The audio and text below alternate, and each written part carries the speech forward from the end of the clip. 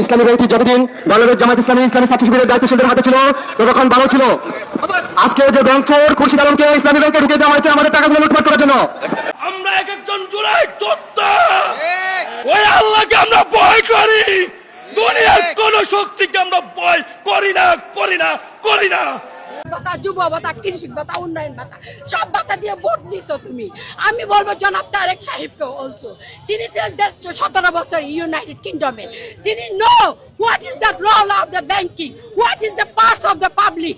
পাবলিকের টাকা ওয়ান টাকা মানুষ কিন্তু টলার করে না। আবার আপনার খুরশিদ আলমের বাসায় আপনার হাত দিয়ে থাকে, আমরা আপনাকে কারণ আপনি একজন সৎ মানুষের সৈনিক, এটা মনে রাখবেন আপনি। কারণ এই আবু রেজা ইহাদের মতো লোকেরা আব্দালদের কাছে ফাইল উঠাই দিয়েছিল, আমি গিয়া প্রতিবাদ করেছি রাত্রে 3টা বাজে ইসলামী ফাউন্ডেশনে গিয়া। অতএব ব্যাংকের সেক্রেটারি হিসেবে কোন ফাইল আপনার কাছে আল্লাহর দুহাইতে বলে যায় আলমের এই দূষর খুরশিদ আলমের বাসায় বসুন্ধরায় অথবা কোথাও সাপ্লাই দিবেন না।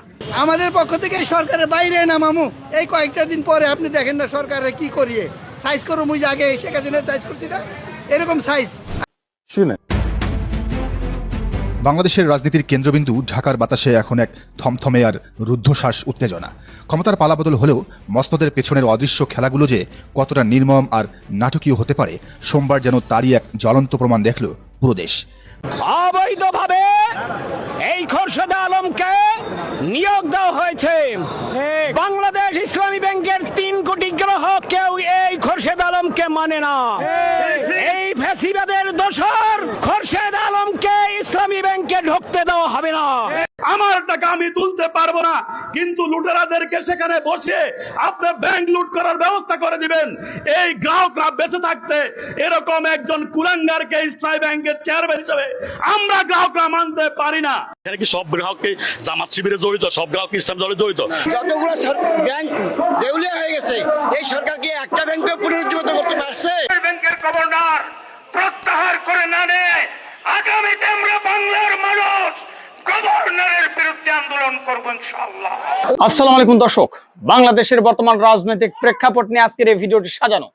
ভিডিওর শুরুতেই অনেকগুলো ভিডিওর অংশ বিশেষ আপনারা অলরেডি দেখে ফেলেছেন, দেখেই বুঝতে পেরেছেন যে আজকের এই ভিডিওটি কতটুকু গুরুত্বপূর্ণ এবং আকর্ষণীয় হতে চলেছে। সবাইকে বলবো আজকের এই ভিডিওটি আপনাদেরকে ধৈর্য সহকারে দেখতে হবে এবং প্রত্যেকটি বিশ্লেষকের বিশ্লেষণগুলো মনোযোগ সহকারে শুনতে হবে, তাহলেই আজকের এই ভিডিওর সারমর্ম জানতে পারবেন বা বুঝতে পারবেন। তো চলুন তাহলে কথা না বাড়াই, একটা লাইক দিয়ে সবগুলো ভিডিওর বিস্তারিত আলোচনাগুলো শুনে আসি। ইসলামী ব্যাংক রক্ষায় ইসলামী ব্যাংকের সচেতন গ্রাহক ওরফে জামাত শিবির দেশব্যাপী জেগে উঠেছে। সারা বাংলাদেশের প্রায় প্রত্যেকটি শাখার সামনে জামাত শিবিরের লোকজন, ইসলামী ব্যাংকের গ্রাহকরা, জামাত শিবিরের সমস্ত লোক ইসলামী ব্যাংকের গ্রাহক এবং এই ব্যাংক জামাত ইসলামী ব্যাংক। অতএব তারা এই ব্যাংক রক্ষায় রাজপথে নামবে, এটা একদম স্বাভাবিক। তারা রাজপথে নেমেছে আরো জোরালোভাবে। পরিস্থিতি যেদিকে যাচ্ছে, এভাবে একটা ব্যাংক দখল করা যায় না, এভাবে একটা আর্থিক প্রতিষ্ঠান থাকে না। বিএনপি যে নাটকীয়তা করেছে সর্বশেষ দর্শক, রাতের আধারে দিলকুশা এলাকার বিদ্যুৎ সংযোগ বন্ধ করে দিয়ে ডিবি, এসবি, ডিজিএফআই লোকজনের উপস্থিতিতে ভার্চুয়াল মিটিং করিয়ে বোর্ড মিটিং সম্পন্ন করিয়েছে এবং এমডির পদত্যাগপত্র গ্রহণ করেছে। এটা একদম সেম হাসিনা যেভাবে ডিজিএফআইয়ের মাধ্যমে ইসলামী ব্যাংক দখল করিয়েছিল, ওইটারই আরেকটা ভার্সন আমরা দেখলাম। এবং ডিজিএফআই তো বিদ্যুৎ বন্ধ করেনি, জাস্ট পিস্তল দেখিয়েছে, মোবাইল টোবাইল নিয়ে গেছে। এখানে সরাসরি বিদ্যুৎ বন্ধ করে রাতের আধারে সন্ত্রাসী কায়দায় ইসলামী ব্যাংক দখল করছে।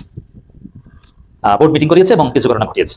বোর্ড মিটিং করতে চাইনি, ভারপ্রাপ্ত এমডি করতে চাইনি, গ্রাহকদের বিক্ষোভের ফলে তিনি মিটিং করেননি, ডাকেননি, কিন্তু জোর করে মিটিং করানো হয়েছে।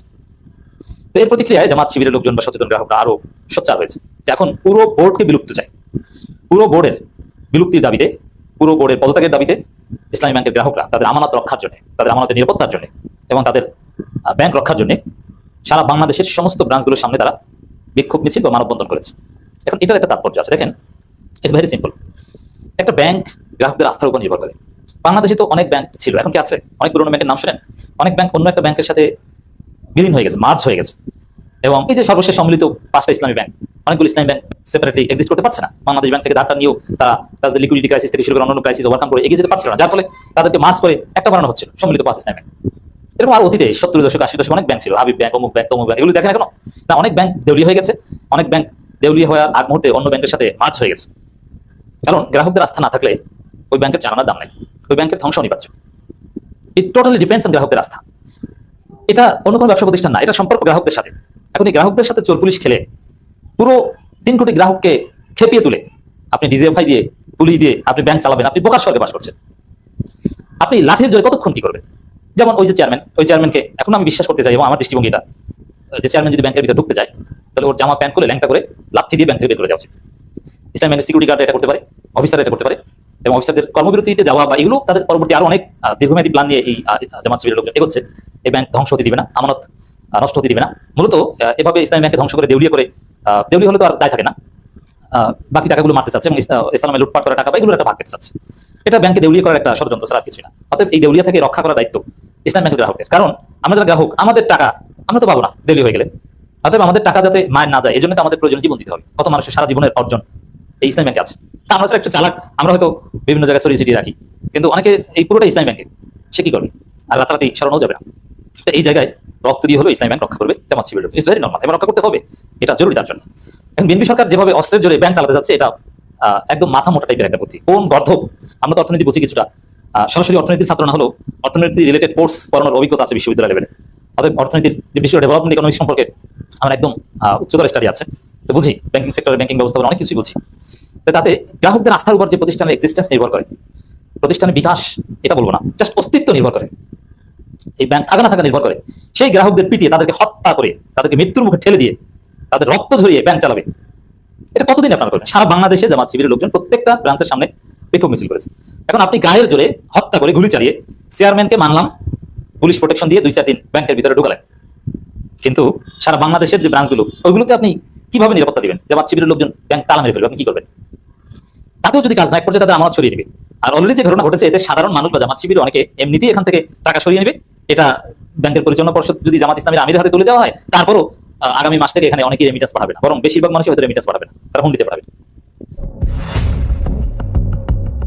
রাজনীতির সমীকরণে কি সবসময় 2 আর 2 4 হয়, নাকি কখনো সেই সমীকরণ বদলে দেয়া হয় ক্ষমতার অন্ধকার করিডরে?